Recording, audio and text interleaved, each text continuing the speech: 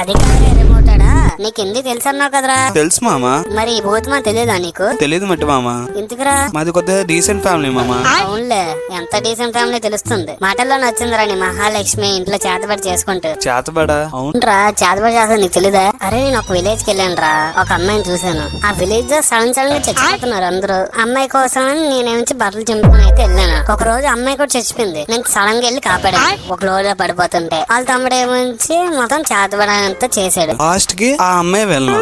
నీకెలా తెలుసురా? అందరికీ తెలుసు, చూసిన వాళ్ళందరికి తెలుసు నువ్వు చెప్తున్నావు అని. నీకేం తెలియదు, చిన్నపిల్లడు.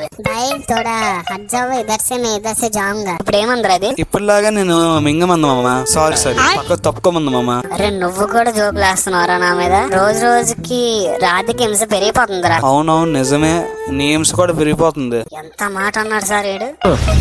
నీకు బాగా మదం ఎక్కిందిరా గోవర్ధన.